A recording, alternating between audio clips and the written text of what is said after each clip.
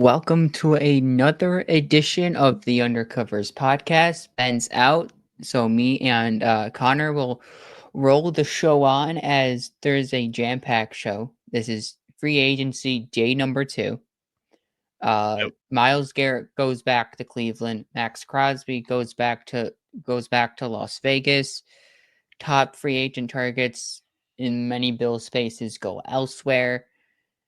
But positive news, Bills did make tons of restructures and extensions. We'll get into that in a little bit. One including Josh Allen, making him historic $250 million guaranteed. I believe that is the most ever given out in full guarantees to anyone. So Josh wins MVP and he gets paid as respectively so and needed. Well, how are we doing, Connor? Well, first of all, take notes, Cleveland Browns, because when you want to give a guy that much guaranteed money, make sure that he's actually, good. Yeah. They gave away $230 million guaranteed money to a guy that they are not going to see start a game for them this year.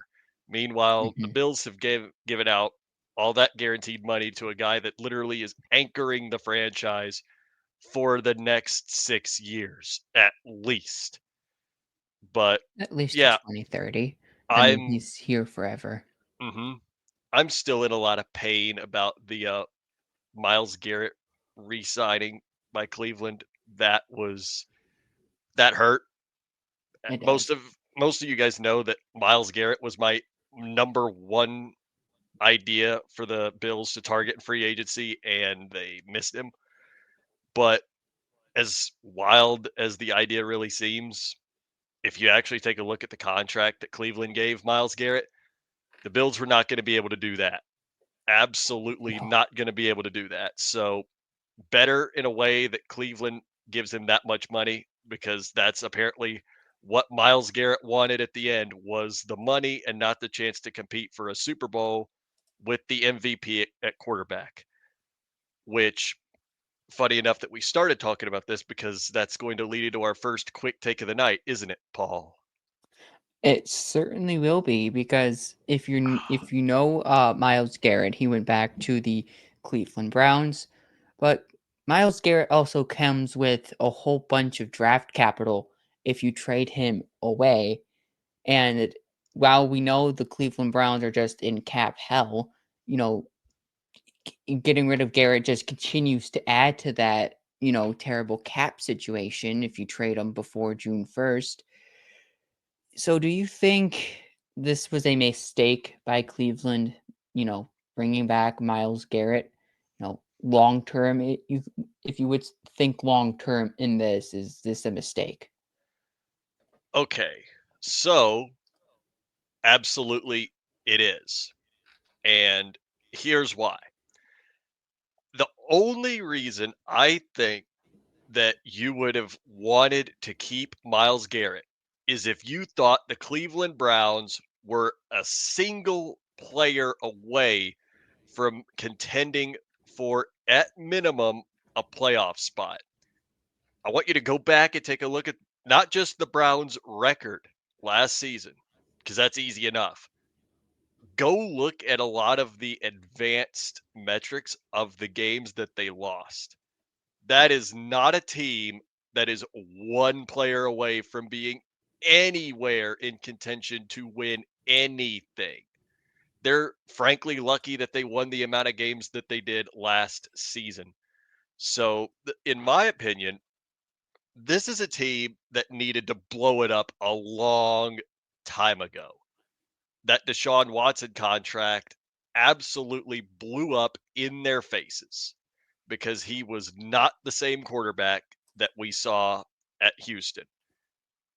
They needed to get a fresh start, literally restart. I mean, you've got I think the third overall pick in the draft, either that or the second. I forget exactly which pick they have in the first round.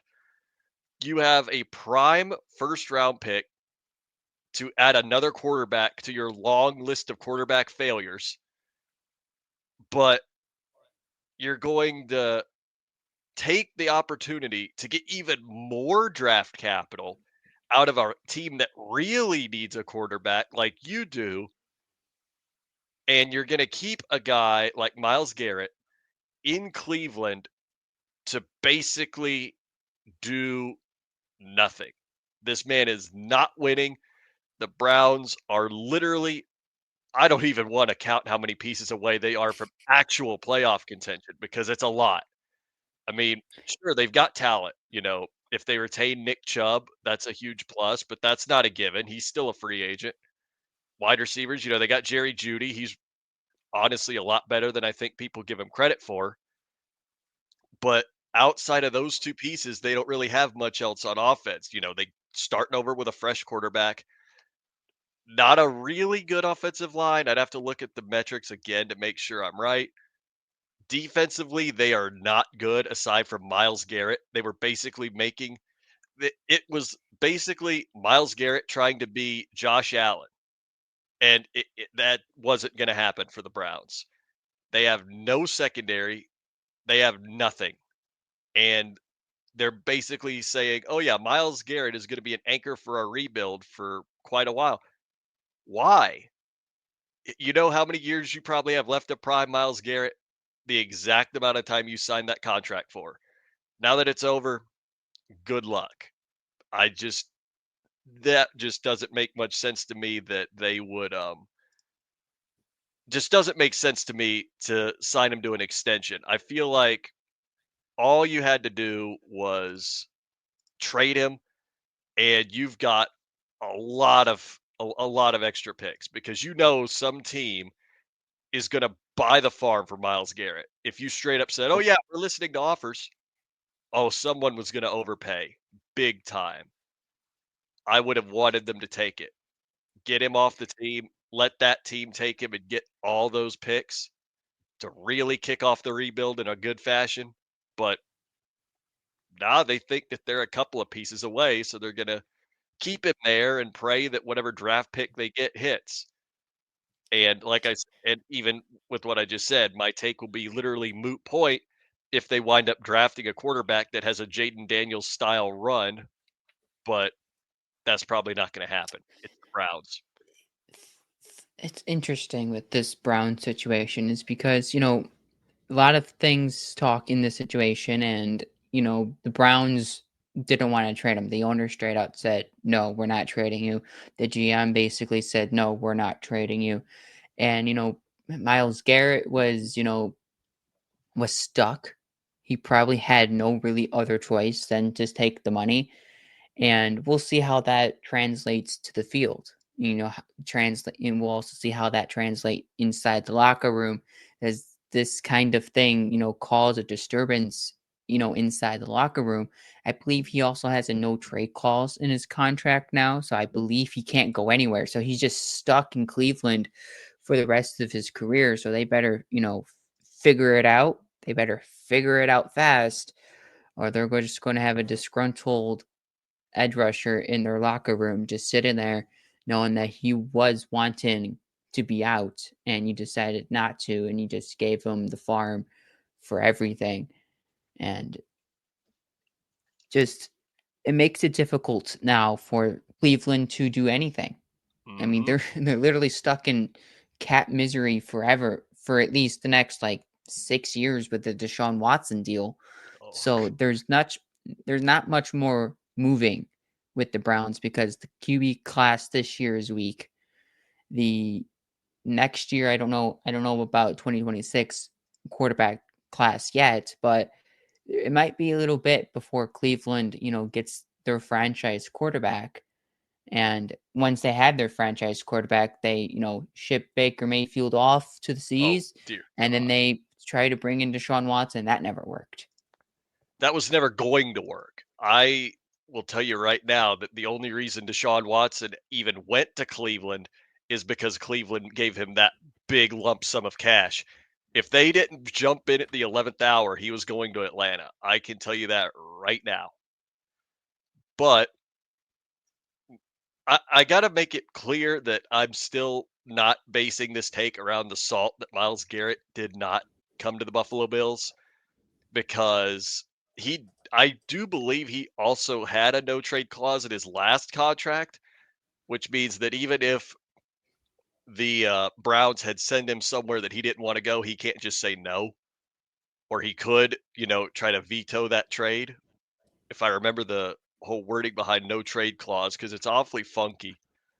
But Yeah, at clauses get at the weird. same time, I still am under the impression that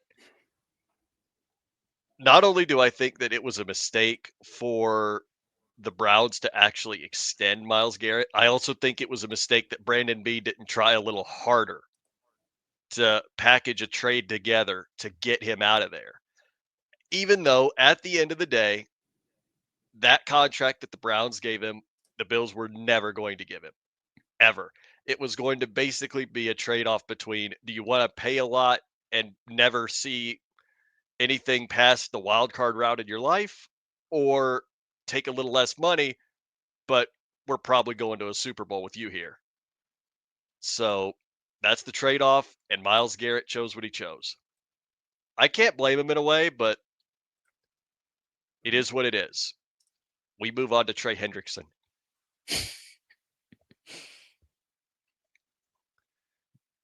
So that's actually a good segue to the next quick take, which this one's definitely all you, Paul. I gave you this idea, but this one's all you. I had a fairly interesting talk about this one earlier today, and as many of you know, I wanted Javon Holland to sign with the Bills in free agency.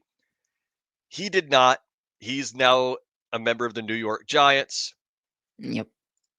But the question that I'm going to propose in the quick take for you, Paul, did the New York Giants overpay for Javon Holland? Now, before you answer the question, let me see if I can go back and actually find the details on the contract. Because when I saw it earlier this morning, I said, ain't no way they paid him that much money. Okay, there it is. 3 years, 45.3, which is about Mm-hmm. 15 a season. 30.3 million of that is guaranteed. Hmm. When I saw that earlier this morning, I went, you have got to be kidding me. They paid him that much. But let's see what your take is, Paul. This is your quick take after all. Well, there's a few things that goes into an overpay. And overpay is, what does the market look like? Are you not paying him what the market is, or are you going over the market? And then the actual pay and production of the overpay type conversation. If you go strictly on production over the last few seasons. He's been a little bit inconsistent over the last 2 years. He has, I believe, had a four different defensive coordinators over his last like 4 years or something like that. So he has some transition within, schemes and defenses he had to play in. But that hasn't allowed him from getting 5 interceptions, 5 forced fumbles, 219 tackles, and 17 pass breakups from his first 2 seasons, and then the other stats were from the in totality of his career in Miami. Justin Reed goes for about 10.5 million a year. If you look at Bynum, he goes for 15 a year, and then you go Xavier McKinney, who Javon Holland is replacing, went for 16.7 a year. So you look at the market. The market says Holland is being paid what he's supposed to be paid. He's right around the 15 million a year mark, and that's what the market is saying. Uh, the position he should be paid. He's also 25 years old. He goes into a New York secondary that is just was bad last year. They were you know, they were 31st in opposing's completion percentage. Teams were completing almost 70% of their passes against this Giants secondary, and then they gave up 17.7 yards per pass last season, which was second last in the NFL. So he goes into a Giants secondary that is bad, but he also goes to a Giants secondary that is growing that is growing to be one of the better ones in the NFL with who they drafted last year in Nubin, who they're bringing in this year with the Debo, and their defensive coordinator, who is we all know is well structured and is a pretty decent at what he does. Wait, So the market Paul, says he's stop. not Paul, overpaid, but Paul, wait, production. Paul, hold it. We just got Bills news, like right now. All right, Hold on. Reggie Gilliam just re-signed with the Bills. there we go. Fullback Reggie Gilliam and the Bills have agreed to terms on a one-year deal per Mike Garofalo. I don't even remember how you say his name. Garofalo. I don't even know. Okay, he gets $2 million on a one-year deal to return to the Bills. You just said 2 billion. Wait, what did I just say? Did I say two? Wait, did I say 2 billion? Yeah, we gave Yes. him $2 billion. No, 2 million. If you thought that's what I said, yeah, $2 billion. $2 billion for 1 year for a nice Good fullback. lord, what an overpay. Well, Fullbacks are important in this league. yeah, they really are, and a lot of Maybe people just don't not that understand that. important. Not that important. I will say this: I saw a subsection of people that wanted Kyle Juszczyk to be a Bill. You were not I paying did Kyle see that. Juszczyk 1 million. You were not paying him that. He Uh-uh. was going to go for a lot more. So Oh, I'm he's very probably going at happy. least double 2 million. Yup, He's probably I going for am. at least four. I'm so very happy that we've re-signed Reggie Gilliam. I mean, speaking of that, Ty Johnson just about an hour before Reggie Gilliam gets signed, and I think that's a perfect way to go into our Bills free agency talk. And, with Ty Johnson coming back, which was, if you go watch last episode, we talked about why you should bring Ty Johnson back, just what he brings to the Bills offense. But before all, just Ty Johnson and Reggie Gilliam, it goes back to the importance of draft and retain. Josh Allen, Khalil Shakir, Terrell Bernard, draft, and you retain them on all, you could say, team friendly deals. Hmm. While you look at Josh Allen's 250 fully guaranteed uh, deal, and which is one of the historic contracts in this league, you would think, well, how is that team friendly? But if you break it down, that's as team friendly as you can get to pay Josh Allen. So, how do you think drafting wise, you draft and you retain? How do you think that is important to your overall building of your football team? Very, absolutely, very important. Actually, I'd argue it's better to do that. I'd argue it's actually a better, sustainable way to actually keep a team together by just drafting, keeping your homegrown talent over going out and getting people through free agency.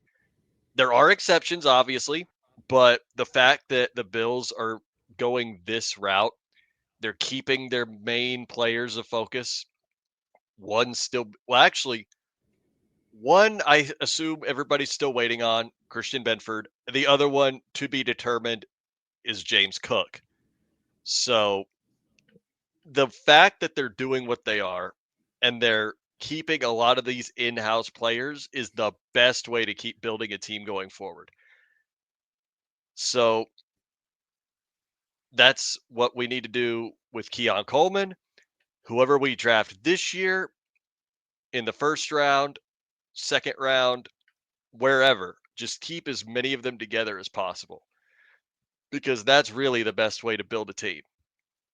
That's a, you see a lot of teams win Super Bowls with a lot of homegrown talent, and that's realistically the best way to do it.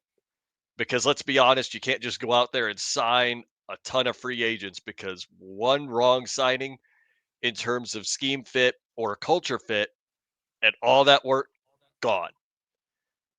For example, I'm trying to think of one right off the top of my head that really, really ruined a team going forward.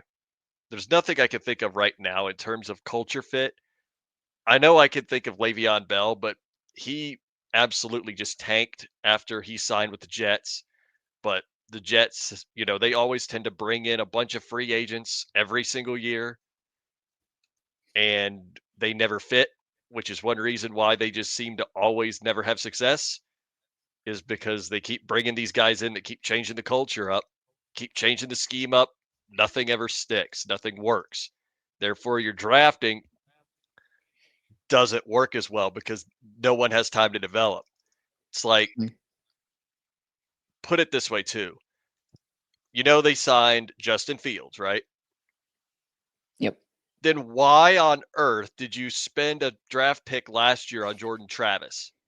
If you're really going to just go out there and you're going to sign a young guy to be your quarterback, and I assume that because they went with Justin Fields, they're thinking of him not as a bridge, but potentially a future quarterback, for a long time, then why have Jordan Travis?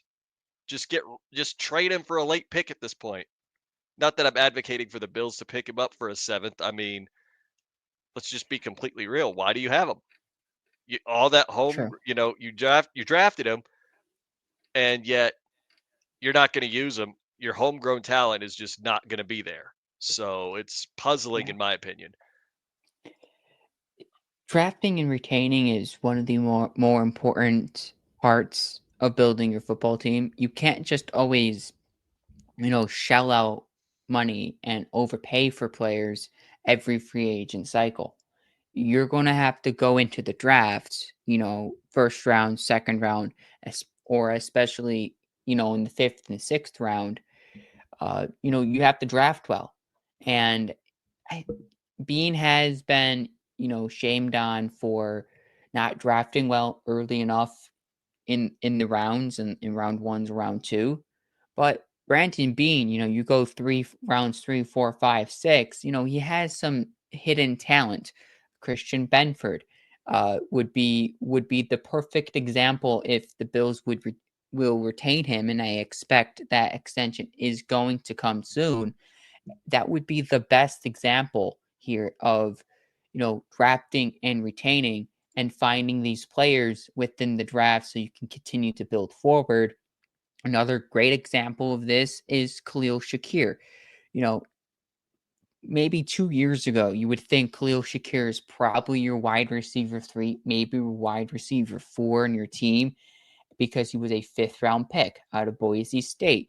He had to develop into the Bills' wide receiver run because that's what he's currently is right now on the Bills roster. You could maybe argue Josh Palmer has a potential shot at that, but I don't think so. I think it's probably Shakir, filter in Kincaid and Coleman. That's kind of like your core three at the wide receiver position, Hmm. but draft and retain. Something that Bean has kind of spoken about over the last few years is that we have to draft better because we're always tight up against the cap, and he knows that.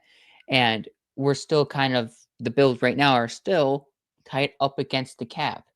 So in order to beat the cap, you have to draft and retain. And draft and retain is extending. Extending gives you some extra money to go elsewhere. And I think that's something that the Bills have done really well over the last few years. And I think one of the, if you go back to another example, this is probably the best, is Josh Allen, your franchise quarterback, MVP. You draft your franchise quarterback that allows you to draft and retain in other positions. So one of the best things that Bean has done is exactly that. But now the one flaw I would think with Bean is right now is with the money that you have, are you bringing in other impactful players? We'll get to that in a little bit as when we grade some of these free agent moves or just the free agents what had the Bills have done overall in the last little bit, Well, we won't have much to grading the grade. offseason. But let's go into Josh Palmer because the Bills signed Josh Palmer yesterday. I forget the his contract. I think it was 3 years. It was a 3-year contract for Josh Palmer, and he's a really good key addition to the Buffalo Bills. I'm gonna ask you this: does Josh Palmer improve the Bills' wide receiver room? Yes, absolutely. I don't even have to hesitate on that one. Yes. The thing that makes Josh Palmer an incredible signing is because Josh Palmer is a separator. You look at a lot of the games that he played with the Chargers, that was the best trait he showed on the field at all times. He could separate easily, and that is exactly what the Bills need in this current offense. Josh Palmer, actually, I'll just go right to the tweet by at the Bills guys, right near to the time it happened. Josh Palmer's proven ability to get open versus man while also not being a guy who will demand 100 plus targets perfectly meshes with the Bills receiver room. A plus addition, in my opinion. And yes, I would agree to the entirety of that statement. That is 100% the best thing that could come out of that signing. Josh Palmer getting that separation, being that man that Josh Allen can reliably hit down the middle is going to change the look of the entire offense. Because now you not only have to worry about Shakir getting open, but you got to worry about Josh Palmer actually separating effectively and getting the ball and taking it over. Like that's it was a beautiful signing when I first heard of it.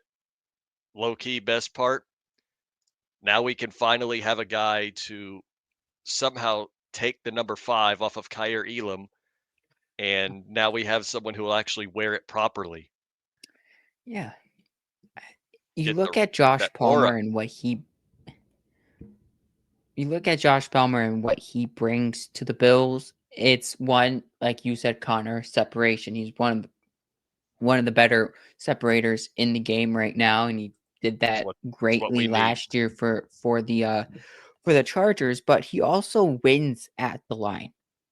He had a 19.7% win rate last year.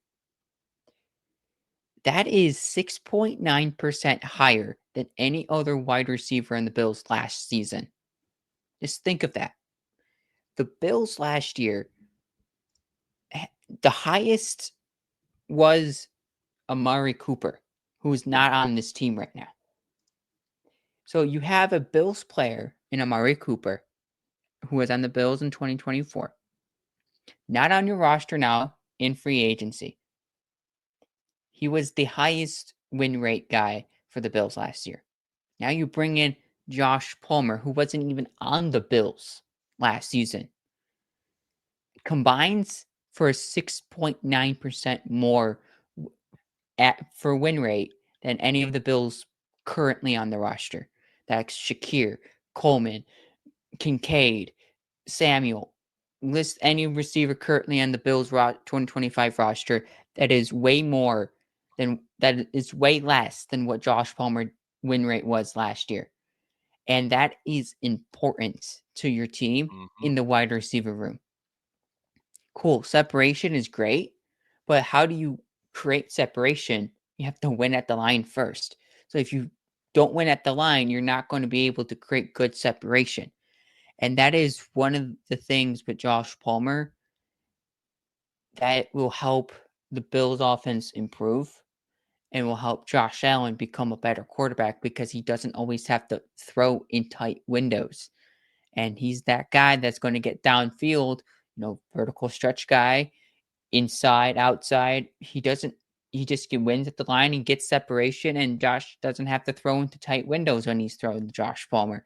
And that will elevate Palmer's game, and that will also elevate Josh's game in 2025.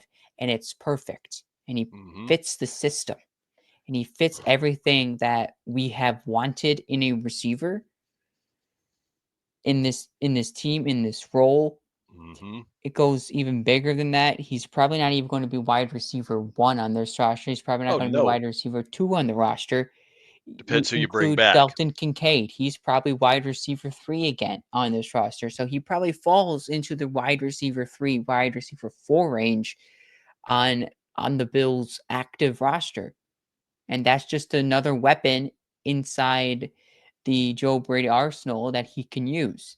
And that's really good when you have complement of a complementary piece to fit the mold of your team, and that fits the everyone eats mantra, which was Hmm. the entirety of last year, and I think is going to be the same exact message heading into this year.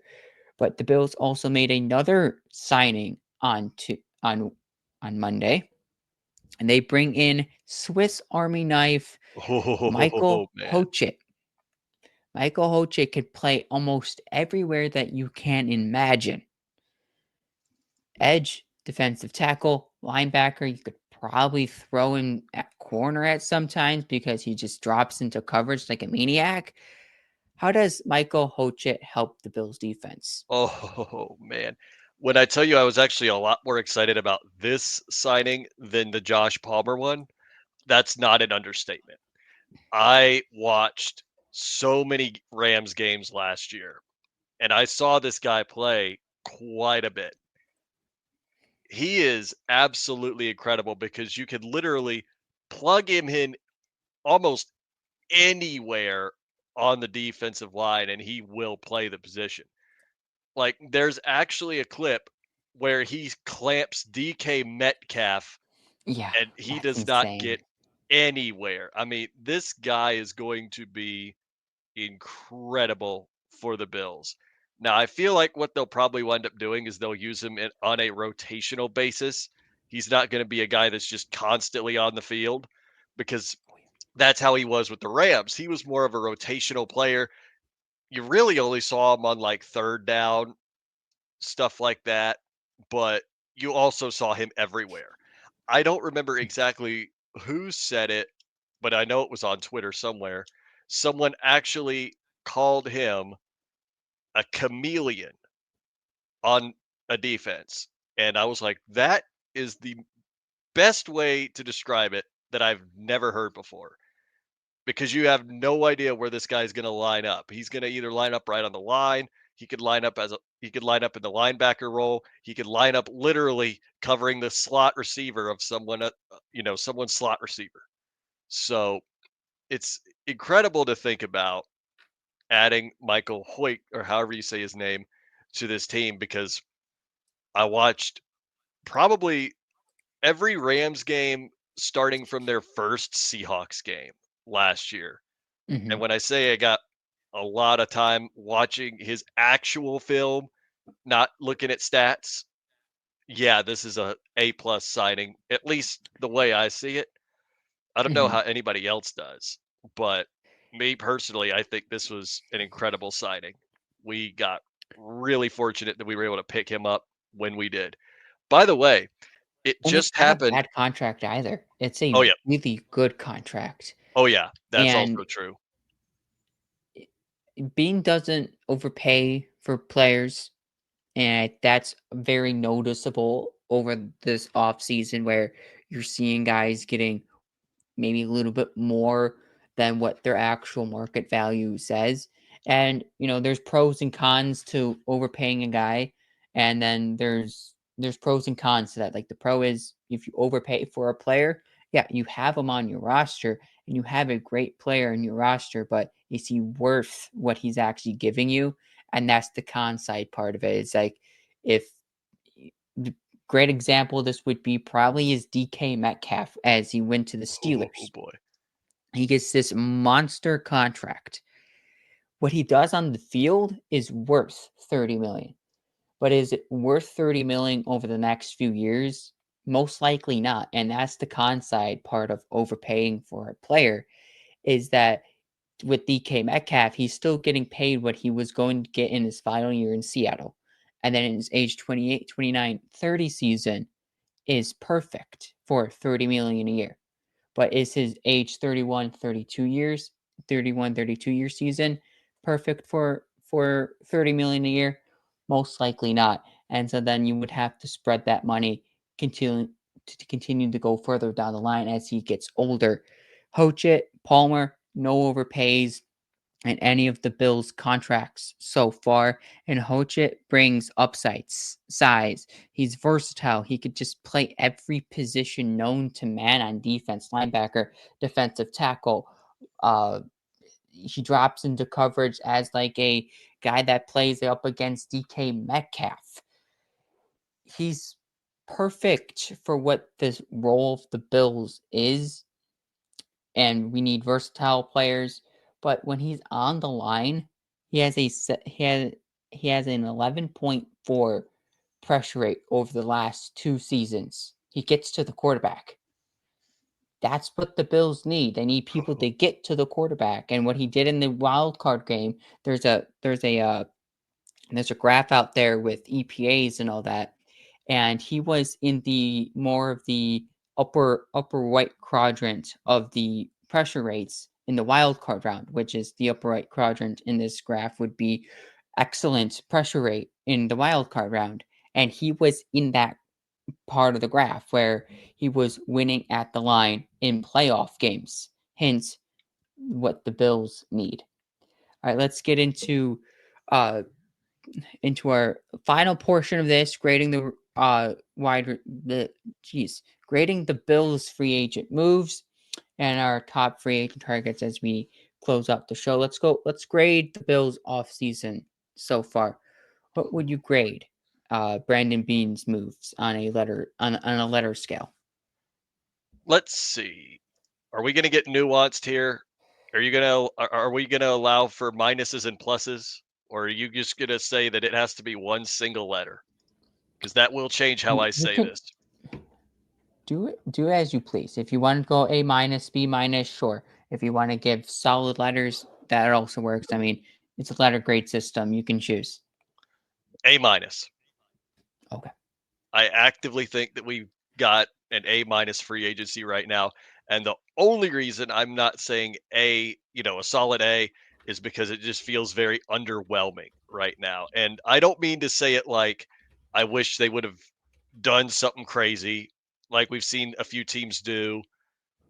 I'm just thinking that the reason that it's an A minus is that we have retained all that homegrown talent for less than what was predicted. If you look at Greg Thompson's tweets, Greg from Cover One, he explains in depth how the Bills were able to actually manage to sign our own players to contracts that are actually under what was expected. So that is probably the best part about the entire thing. And that's also why the grade is an A. Now, the reason it's an A minus, I feel like there's some moves that they probably could have made that they should have looked at a little more.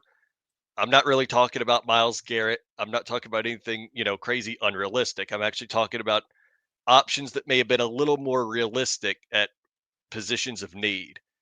Javon Holland is a circle back to that, even though, like I said, the Bills were never going to be able to pay Javon Holland what the Giants did. I still think that, and I don't know, I wasn't actually there. Maybe the Bills did a little bit more due diligence than I'm guessing they did on some of the key positions. But outside of that, it just feels like maybe there could have been more done in a few other areas. So A minus for being able to keep a majority of the players that we needed to keep here in Buffalo signed for what could practically be considered a premium. All right, Paul, let's hear A yours. minus is a good scale because I think with the Allen restructure, Bernard extension, secure extension, some of these other extensions is worthy of an A minus. I think you put in Josh Palmer, for example, in that that sign in was really good, and I have high expectations for Josh Palmer going forward over the next 3 years. I'm interested in Hojit because he has high upside. He's versatile. He's just not good at one particular position. Is that's the reason why I'm kind of skeptical a little bit, is that I would rather have a guy that's kind of good at what he does. And, on the defensive line, if you could play, defensive end, or you could switch over to defensive tackle, if those are the two things you're good at, that's kind of what I want on the defensive line, is that you're kind of strictly on the line and you're just continuing to generate pressure.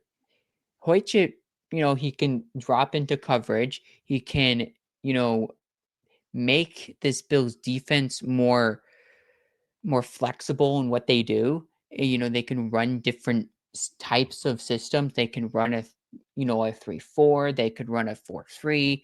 They could go into several different packages and schemes, and that what Hoyt allows you to do. But kind of like you said, I was kind of expecting a little bit more when the Bills freed up about $21 million in available cap space.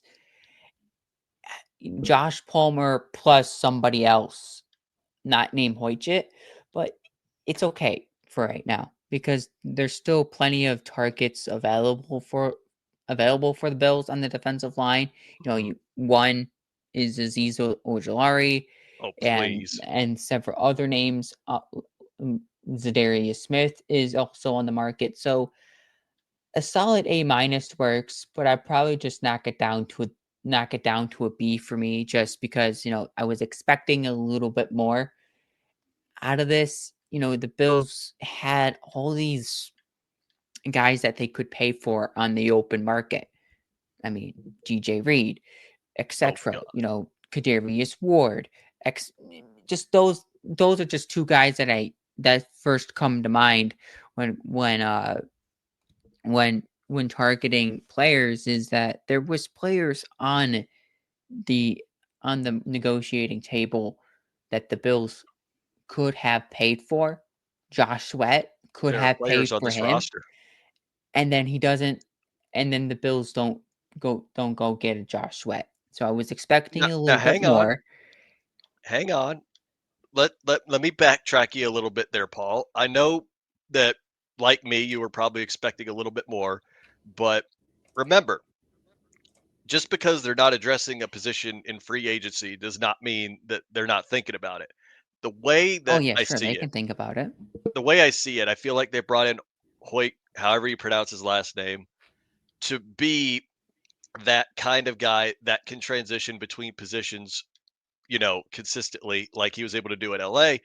I think what they're doing, I think the Josh Palmer signing at wide receiver is probably more telling of how they plan to approach free agency. Maybe they're going to beef up the offense there and they're going to spend the majority of the early draft doing nothing but defense, which that is exactly what they need to do. And lately, I've been chatting with other Bills fans. Yeah, there's, one in particular, who I'm talking about, Paul, and she kind of showed me a little bit more of the Kenneth Grant tape. And that's kind of what I think the Bills ought to do at this point. Last year, we were all hyped about maybe Bean is going to try to use some of our picks to trade up for Brian Thomas Jr.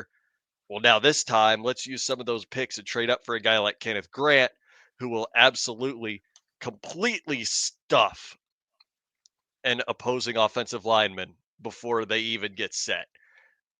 What I would love to see, right, is I don't know if you saw this, but this is a highlight from last year that I remember that the Rams were able to pull off against the Super Bowl champion Philadelphia Eagles during their regular season game when Jared Verse ran through one of the best tackles, I think tackle, maybe guard, I don't remember, in the game, Jordan Mailata.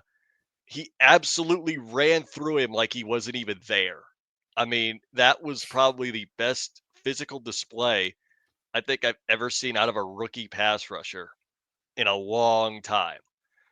I would absolutely just die happy if we drafted Kenneth Grant somehow, game on the line against a team like the Chiefs, and he does that to one of their offensive linemen.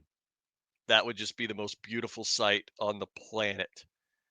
So that's kind of why you can't really think too much about, we haven't really done enough because Bean might have a plan to address a different type of position more in the draft as opposed to free Hmm. agency.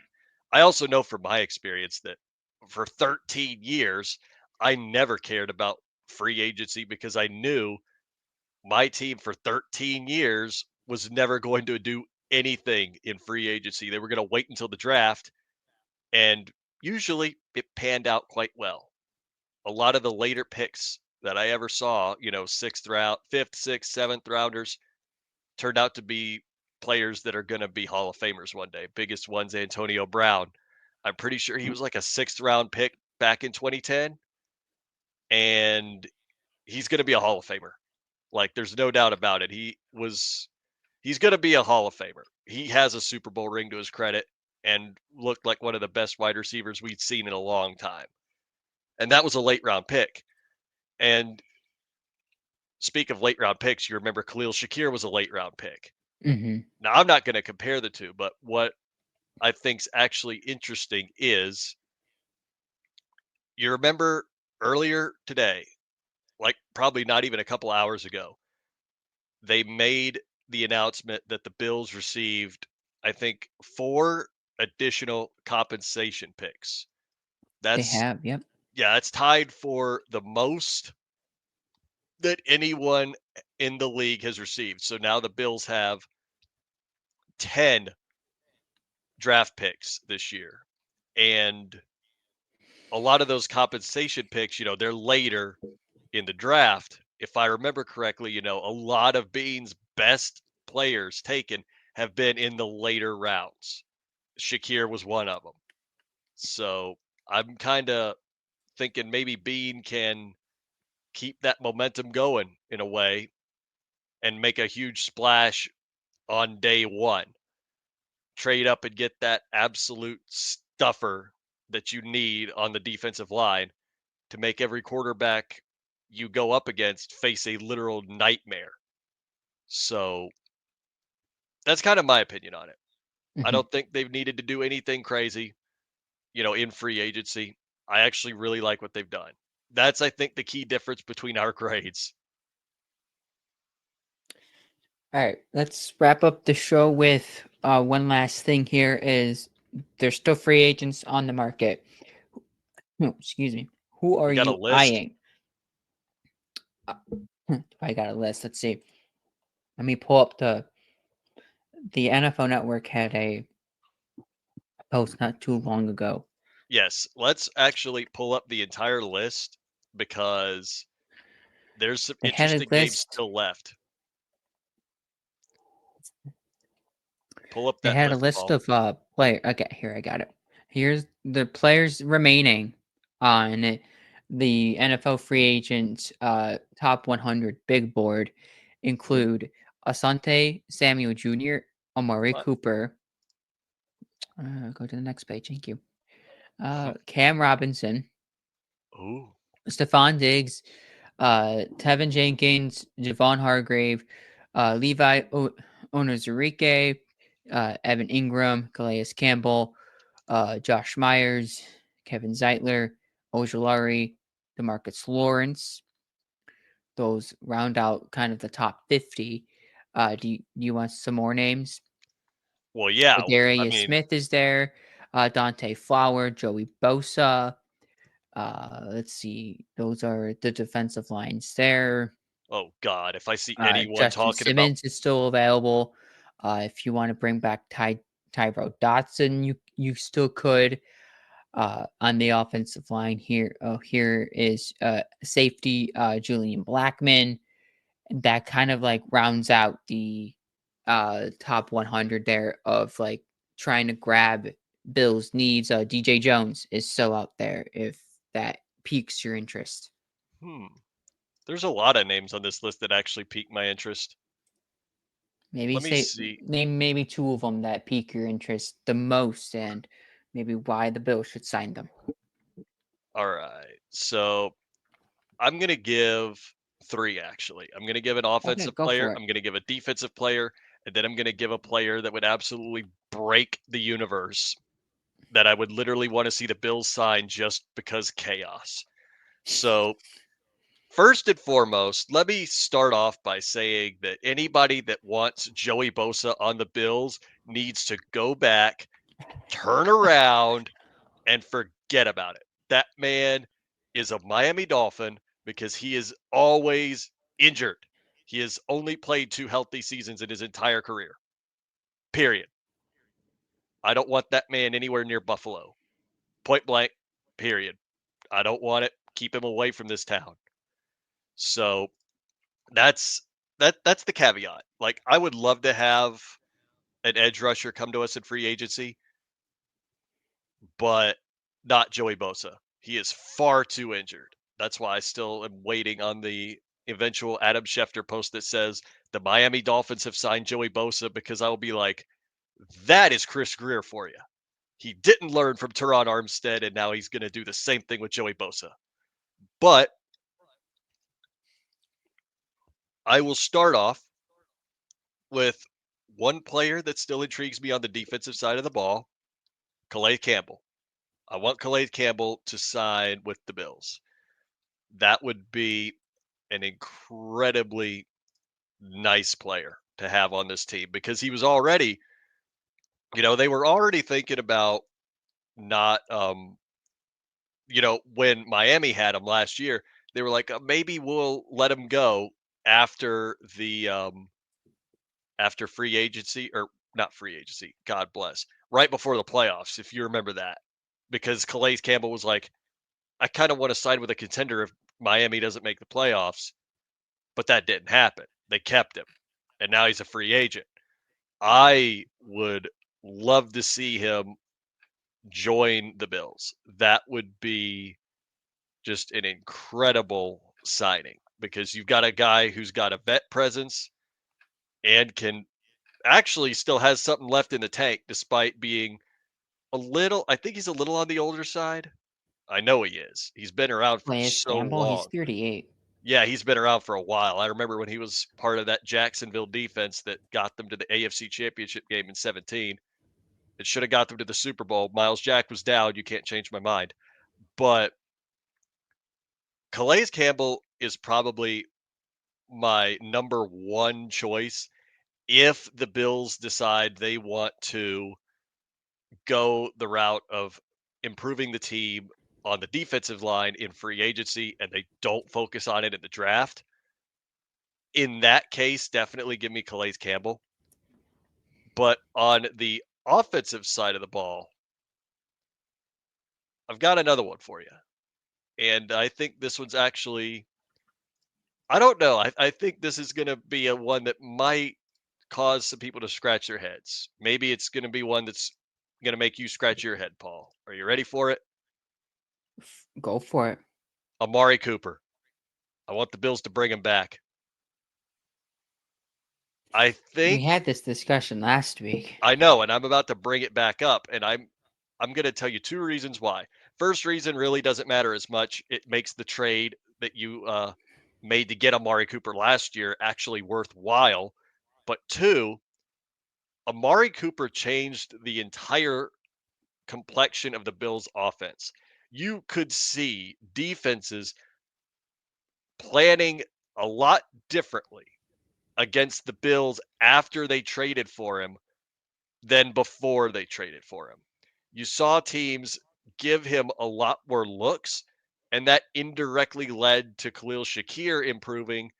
And if Keon Coleman had never been injured, he would have definitely improved as well. So I think the idea of, Mm.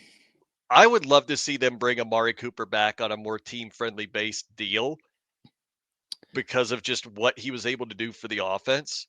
And you have a room at that point, then Amari Cooper's still your one. You probably have Shakir as your two, and then Josh Palmer as your three, most likely, if you re signed Amari Cooper. But I would still rather them sign Calais Campbell than Amari Cooper. But it all depends on what the free agency plan is for the Bills. But I did promise that there was a signing that I would love to see made that would absolutely break not just the internet, but would probably break the city of Buffalo, like break everybody's brains. Like, why did this happen? What are we doing? What is going on here? Are you absolutely ready for this one, Paul? Because I'm about to break your brain too. Ready for it? Let's go. The Bills are going to re-sign Stephon Diggs. Could you imagine if you wake up one morning, you open your phone and you see an Adam Schefter tweet that says the Bills have signed wide receiver Stephon Diggs to another contract, and you just go, "What have we That would done?" be that would be the equivalent Could of you the Luka imagine? Doncic trade. No, Like, it you'd would not. think that's No, it fake. would not. You would Nuh-uh. think that's You would think it is fake. 1000% fake. No, no, no. I It agree to would that, be. but no, you can't compare that to the Doncic trade. That would literally be us trading Josh Allen for someone like Well, Justin you Herbert. compare it as in the fact that everyone first thought the Doncic trade was fake. That So you just was compare fake. And you then we looked compare at it and it's went, wait, how apples is to this oranges, real? but it's you Hmm. you compare it to that. It's Oh, apples to yeah. oranges, yes, but I mean, at the same time, I would the chaos on Bill's Twitter would just be glorious. Like I want to see that would that be happen crazy. just because of the chaos. Everybody's going to look at this and go, "Wait, we did what? Why did we do that?" I want to see it just because that would be hilarious. You know what? Actually, I have another idea for you, Paul. So All right, make this one quick because I got to I get am, mine. I am. There's also, you know how I said earlier that I didn't want the Bills to look at Joey Bosa. There's another Okay. player I don't want him to look at either, and that's the edge rusher Aziz Ojulari. And I know he's good, but do you remember when you remember how dirty he was last season? Okay. We don't need that. I don't want a player Okay. like that because you're never going to get playing time out of him because he's going to do Uh, something stupid. He's going to get into a big fight with somebody like you remember what he did to Trevor Lawrence. He'll wind up doing the same true. thing. There I you're get gonna it. he's gonna yeah, I mean you're gonna pay for a guy that's never gonna see the field because he's just out here trying to fight people. So no. I Okay. see I see a subsect of Bills fans want the guy, and I'm just like, stop it. Look at what he did last year. Look how hated he was. Don't do Well, it. okay. This goes perfectly into mine because Aziz was on the target list here. Oh He's yeah, nuh-uh. 24 years old. He's Yeah. 24 years old right now. He's going to be 25, and you can current according to Spot Track, you can get him for about 7.6 million a year. This guy had six sacks in 2024. That is four and a half. That is about three and a half. About right around three and a half more than what he had in 2023. Also, Aziz wins at the line. I mean, at one point last year in uh 18 defensive snaps here. I'm just trying to pull up this article right here that would tell me the in 18 pass rushing snaps, he had a 23.5% win rate. That is setting the edge. And that's what the Bills need is guys that just win at the line and get to the quarterback. And you can get that for a cheap price for a 24-year-old that's almost going to be 25. You sign that on the dotted line instantly. And I think that's kind of the part here that you're kind of missing. I get it. There's some sort of attitude problem that you see in Ozolari that kind of scares you away. Mhm. But I think one guy that has a little bit of an attitude tick on him isn't going to destroy your locker room. And especially a guy will probably be wanting to ask for a little bit more money, 17 and a half, sorry, $7.5 million for a premier edge rusher in this league. I mean, look at what Miles Garrett and Max Crosby are getting at their age. They're getting at least triple what Aziz would be getting now, and that would be even go look at Josh Sweat, almost 20 a year. Ojolari's getting at least half that at 7.6 million a year, according to Spot Track. So that would be a steal for the Bills, according to the rest of the edge market right now.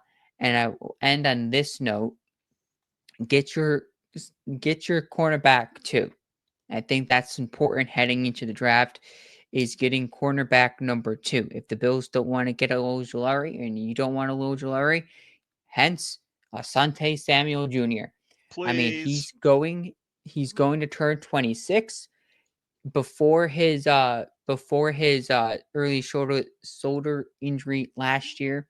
He had 35 PBUs, 6 interceptions in 46 games. He's twitchy, feisty, and he plays on the outside mostly, but he can also play in the inside. You can have him outside, you can have him inside. It is perfect for your Bills, for the Bills cornerback number 2 hole, and he is at a ripe age of 26 years old. So that would be perfect for the Bills. I don't know what his contract per year looks like. I And could he's probably also a pull it up. former Seminole. There you go. You Now know what? we can You we just can made me agree think of on this. something. You know what? I just thought of something hilarious now. Imagine Bill signed Asante Samuel Jr. in free agency and used their first, second round pick and draft Ezra Thomas. Now There you you have go. 2 FSU cornerbacks in the secondary with Christian Benford. Oh man, I could die happy. I could And absolutely die Asante would happy. be getting about 11.5 million according to Spot Track. So it's not a bad contract whatsoever for a 26 for a guy that's going to be 26 in 2025. So that's perfect for the Bills. Those are two of my guys that I feel like You know, they're kind of like my 1-2 right now. I'm Uh actually interested that you gave 2 defensive players. I thought you were going to be someone that would have said someone like, an offensive player, like another wide receiver. So I'm the fairly wide interested. receiver pool the wide receiver pool is kind of bleak right now. It I really think is. it's not a good free agent pool for wide receivers. It wasn't It's like what it not. was last year. So I think the Bills, if you transition this into after free agency, you think about, a little draft teaser here. The Bills could possibly take wide receiver round 1. I know there's a lot of people against that. I'm not. For one to say I'm not You're against probably one taking of the wide only receiver ones that round I've 1. seen that is for getting a wide receiver in round 1. Most of the people that Like I've talked to don't want it, and for very good reason. I don't mind it. I don't mind taking wide receiver round 1 because how deep the defensive line pool is, and I get it. You want to draft a super elite guy round 1, and I'm totally for that. I'm not saying I'm against it, but you look at the wide receiver pool in free agency, it's kind of bleak. It's kind of meh. There's nothing really you kind of can dip your toes into. You get Josh Palmer on a really good deal. The Bills got to do more at the wide receiver position. And, the wide receiver class is good to about the end of the second round. So if the Bills want to go defensive line, grab that stud in the first round, and then go get guys like Noel, Royals, or Harris, Mm-hmm. perfect. That would be your perfect 1-2 punch in any way you want to think about it, wide receiver or defensive line first. They're Trey both Harris. interchangeable I to think me. that's right. Trey Harris, that's his name. Trey Harris. Yeah, I've been looking at his tape a little bit, and I'd be down. I really would be. Yeah. If you made it a later round pick, absolutely, I would love it. But He will go anywhere between the two Bills' two second round picks. Well, I mean mhm, they're basically back to back. So exactly. anywhere for probably 10-ish picks above our first two, where our second round pick is, I would think is his range. I mean, depends how the board falls. Maybe he dips into the third round, but the Bills don't have a third, so you would take Trey Harris somewhere in the second round. I mean, if you don't move up in the first round for a wide receiver and you take a defensive lineman first round, then you can go move up for Trey Harris in the second round. There's a lot of flexibility with the Bills Wait, with 10 picks, wait. What did you say we didn't have a pick in? What round? the third. Am I crazy or am I a year behind? I thought we had one. No, Am we I don't have a stupid? third this year. Okay, so I am stupid. Okay, got it. We've got 2 seconds though. A first Yeah. and 2 seconds. first 2 seconds, we have a couple of fourths, fifths, and we have a lot. We have three sixth round picks. So we have one in the first, two in the second, two in the fourth, two in the Oh fifth, yeah, three in the sixth. there we We are. I don't see have it a now. seventh or a third. Okay, you know what? I am actually very much okay with not having a third round pick this year because I feel like maybe we can take that first rounder, that second rounder, that first of the second rounders, maybe the second one, put in a nice little package to move up in the first round, get a guy like Kenneth Grant, make my life. But even if we stay Yeah, put, I feel like there's going to be a lot of really nice options for the Bills. And if we walk out of here with Azure Thomas, that would also just be incredible. I just don't know how we're going to get him at 56. I feel like you'd have to probably trade up into a little higher into the second round for him. But man, getting Azure Thomas alongside Christian Benford would just be elite. But you know it would what, be. Paul? We might need to have a Connor's takes to just talk nothing but draft because I have been thinking about this for a little while, even during the early portion of racing season, and being very, very upset because Christopher Bell is winning all the time again, 3 races in a row now. I've still been looking at, the Bills draft class, potential draft class. The Bills actually have me more interested in the offseason than I've ever been interested in the offseason in a long time. So I've been looking at it quite a bit. And I think that we've got a lot of moves that we could and probably should make. Yeah, Azure Thomas is just a guy that if we draft him, it's just like when we drafted Keon Coleman.